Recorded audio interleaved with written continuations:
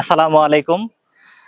আমরা আসছি দেখেন সিরাজগঞ্জ জেলার তারাস থানা নওগাঁয় একটা মাজারের মতো আমরা শুক্রবারে নামাজ পড়তে আসছি। তো এই পাশে এক চাচি দেখলাম, চাচি দু চোখেই দেখতে পারে না, অন্ধ। চলেন ওনার গল্পটা শুনি। আপনি কি চোখে কিছুই দেখেন না? না না কিছুই দেখেন না। আপনার এই চোখের সমস্যা কি আগের থেকেই, জন্মের থেকেই? না, আমি যখন ছোট ছিলাম মানে স্কুলে ছিলাম যখন সেখান থেকে টাইফয়েড ছিল, টাইফয়েড জ্বরে আর ওই পক্স পড়েছিল ওই সময়।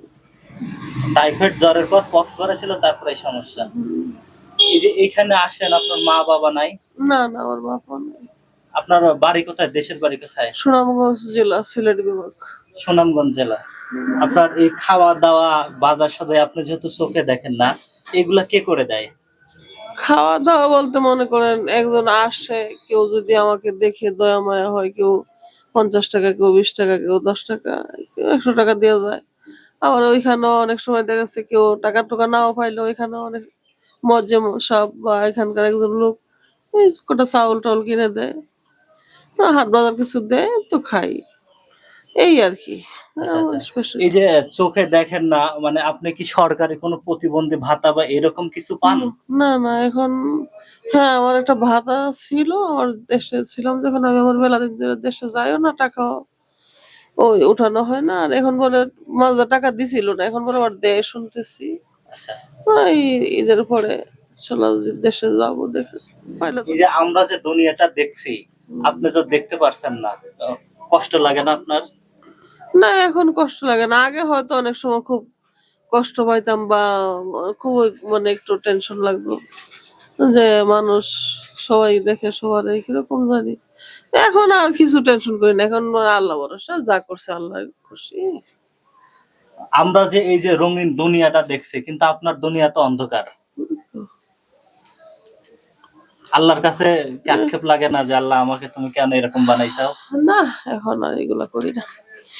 এগুলা করেন না? এই যে আমরা দেখছি এখানে এই যে হাড়ি পাতিল, এই যে পানি খাওয়ার জিনিসপত্র যাই আছে, এটা কি আপনার সংসার? এটাই সংসার। এটাই সংসার। এটা তো সংসার, কারণ এগুলো তো অন্য চলতে হয়, এটা আমার সংসার না।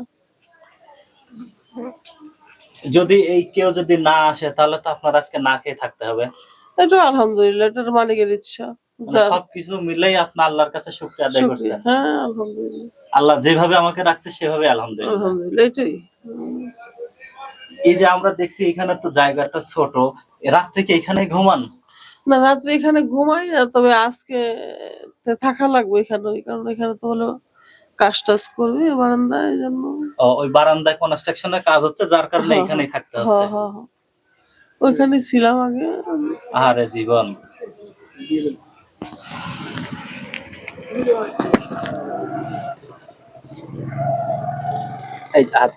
এইখানে কিছু টাকা আছে, আপনি আপনার মতো করে যেটা মনে হয় কাউকে ডাক দিয়ে এটা কিনে খান, আমাদের জন্য দোয়া করবেন।